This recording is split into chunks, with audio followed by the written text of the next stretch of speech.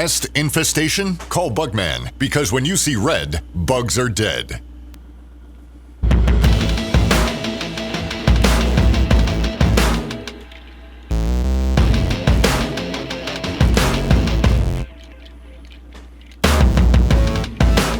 All right, it is Thursday, September 4th.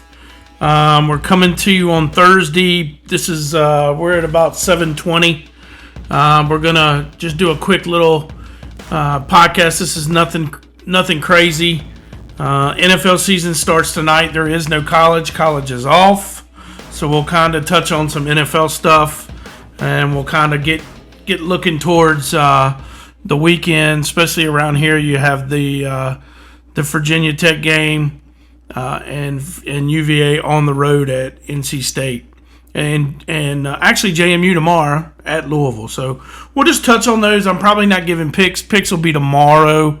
We'll do radio tomorrow, and I'll post everything like we have the first couple of weeks. We'll post it on the YouTube page, and we'll also post it on the Facebook page and Twitter. So going into tonight, so NFL. So if you're an NFL fan, tonight's your night, right? You got a rivalry, Dallas at Philly. And this line, I'll be honest with you, this line has moved quite a bit. I mean, it was at 6 at one point. It's up to -8.5. Philly -8.5. I think a lot of that has to do with Michael Parsons being traded to Green Bay. So, be careful there. Like, if I had to play something, I'm not playing this, but just based upon that line move, 8.5 seems like a lot. I would probably take Dallas in the 8.5. Usually coming out of the gate, everybody's fresh and everybody's healthy. 8.5 in an NFL game is a lot. So I would tell you, if you're going to look at something, if you're looking to bet something tonight, and especially if you like betting props, I'm just going to give you a few. Most bet props: Saquon Barkley over 98.5 yards rushing. I'd go under. Jake Ferguson, tight end for Dallas, over 34.5 yards receiving. I would go under. George Pickens, over 56.5 yards receiving. I would go under. Dak Prescott, over 5.5 rushing yards. I probably would agree with that. I would probably go with that. Those are just a few props. And the only reason I told you that is kind of going against the public. Every single one of those, the most bet, I would probably lean towards the opposite of what everybody's doing. I wouldn't parlay them, so don't parlay them. Like, if you're going to go through and bet those props, bet each prop individually. I know it's not winning you a huge amount right off, but remember, this is a marathon, not a sprint, right? It's a whole season. So if you bet each of those at $30 a piece, you're still going to end up betting about $120, and you might make $100 when it's all said and done, or $80 when it's all said and done.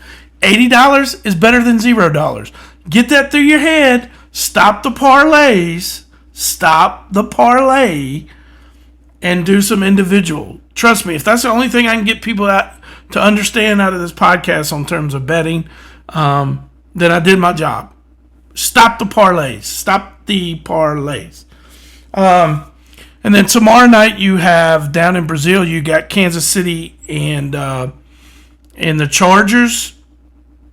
I don't know, for whatever reason, the last couple of years, the Chiefs have come out slow on opening night. I think this is going to be a good little game. I think both of these games will end up being pretty good, but for whatever reason, it seems like the Chiefs just seem to come out very slow out of the gate for some reason. So, I might take a glance at the Chargers. What are they at right now? Chargers +3. I guess they're considered the home team. Yeah, three is tough. I'd probably go Kansas City there, but just keep it in mind you're gonna have to bet some. You're gonna have to bet some numbers here, and you're gonna have to take some plus numbers to make money in the NFL. So that's just a 5-minute rant or whatever you want to say on the NFL. What I've seen just throughout the day. Excuse me. Let's get into college. So tomorrow night you've got JMU at Louisville. That's an interesting game. I think Louisville is set up. If you listen to any of the podcasts before, I think Louisville is somewhat of a sleeper team with Miller Moss, with Brom over there as his quarterback coach. That'll be interesting. We'll get into some stats and our picks tomorrow on the radio. They're on our list. I mean, the other other local game, you got UVA going to NC State. That's interesting. First of all, for the people that don't know this, that is a non-conference game. So in other words, win or lose, you're not 0-1 or 1-0 in the conference. Also, for the betting side of things, if people are looking for like the info on who's playing and who's setting, they're not giving that out this week. The ACC passed a thing this year that they're gonna give out information on players' availability. They won't be giving it out in that game because it's not an ACC game. The whole thing's kind of weird there. I would say be careful, UVA. Traveling down there, the Bailey kid for NC State played fairly well last week.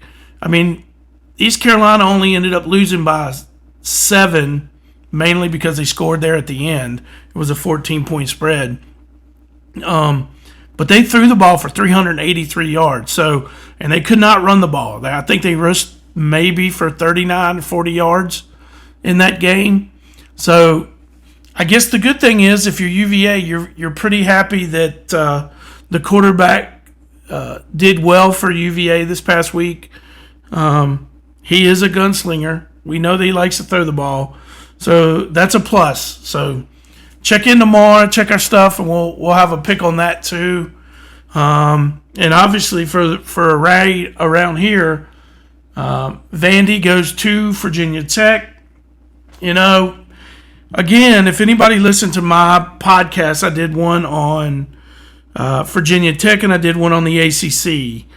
I would just say, and I said the same thing in those, that I thought this game too was going to be more difficult for Virginia Tech than last week's game versus South Carolina. And, you know, somebody might say, well, how could that be? That Lenore Sellers is a possible Heisman contender? Yeah, you're right. You're right. However, they had all year to prepare for Lenore Sellers. They had all offseason to prepare for Lenore Sellers. They knew tendencies. Not to mention it's game one. Everybody, I don't care if you played one game or 16 games you started. Game one, you got the jitters. You got new people. Things don't always go your way. I just think having a game under your belt coming back is a good thing. Is a good thing for Virginia Tech. I think the expectations, and this is where I said I thought the game would be harder, is because I think the expectations from the fans, and I've heard it all week. I've seen it in Roanoke Times. I've seen it on podcasts. I've seen it on Twitter. Oh, we played very well. We shut down a Heisman Trophy candidate. We did this. We did this. Defense played well. And some of that's true. Some of that's really true. I would caution you. I would caution you because now people are like, oh, Virginia Tech should win this game. They're at home. It's a night game. It's loud. It's Lane Stadium. Well, listen, if you haven't played a game at Vanderbilt, then yes, this will be new to you. If you have played a game in Vanderbilt, Lane Stadium's not going to be anything that they haven't seen. They play games in the SEC at Georgia and at Alabama, and at LSU, and at Tennessee, and at A&M. So it's not like some of those people are not going. They've been in these environments. So, and then what happens if you go down 10-0 right in the game? Now you're staring 0-2 down the face. Does Price start making crazy decisions? Does he pull people? That's just something to keep in mind. I'm not saying I haven't made a pick either way yet.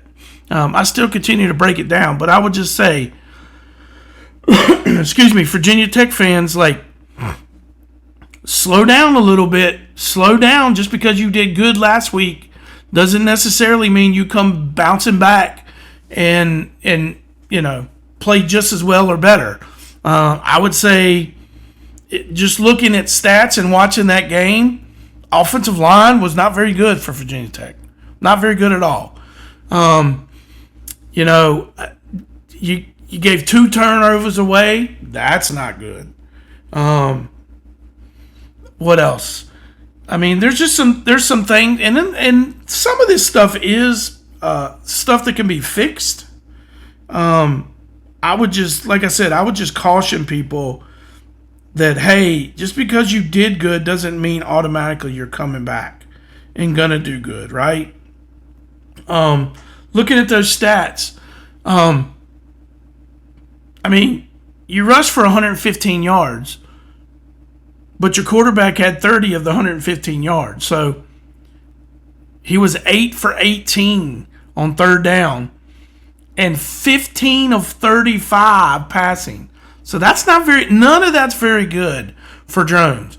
If you watched the game and you thought Drones did good, I don't know what to tell you. I don't think he played that well. And I think a lot of it was scheme. I think some of it was offensive line. Well, I think a lot of it was offensive line.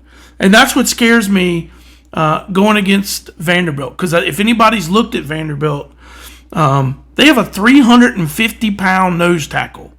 I looked it up the other day. The biggest person on the line at South Carolina was like 325 pounds. Now, we're splitting hairs here, 325 to 350. But I could just tell you this. Anything over 300 is hard as hell to move. 350 is a lot harder to move than 320. They're big up front. Vanderbilt's big up front. In fact, I said in the podcast, this is their best. This is his best defense at Vanderbilt. So I think in order for them to win, he's going to have to throw the ball. In terms of, I'm talking about Drones. He's going to have to make some throws. He's going to have to make good decisions. And if in terms of the quarterback, I saw a stat today listing Diego Pavia's stats versus Drones' stats. They're almost identical. So this falls on the defense, right? Last year, it was you had an up-tempo game. I think this year it's a lot less scoring. I think it's going to be a dogfight. I think it's going to come down to third down efficiency. I think it's going to come down to turnovers. I think it's going to come down. I mean, everybody knows this, but I just think those things are going to be a little bit more prominent Saturday night than they normally are. The question I have is Virginia Tech going to play free once if they do get down? Do they start throwing the ball? Are they okay throwing the ball? Those are the questions we have, and we still haven't made a decision. We're still breaking it down, and I'll let you know tomorrow on the radio, and then I'll post everything here. But I just wanted to hop on for a few minutes and kind of say to the NFL fan, hey, it's back. College fans, you're taking the night off. You come back tomorrow night, and then, of course, you have Saturday. Now, there's NFL tomorrow, too, so you might be, if you've got YouTube TV, you might have multiple screens up and watching that. So, anyway, that's all I had to say tonight. Nothing big, nothing major. There's just some things that I just wanted to say for the NFL people that we normally don't talk about, but tonight's their night, and Dallas at Philly. Let me be honest, can't stand either of them. I'm a Giants fan. So if they both could lose, it would be good for me. But anyway, we'll catch up with you. We'll probably try to do something on Sunday if we can, as a recap, and of course we'll be on the radio tomorrow, and we'll post everything on Facebook and our YouTube page. So thanks everybody for listening.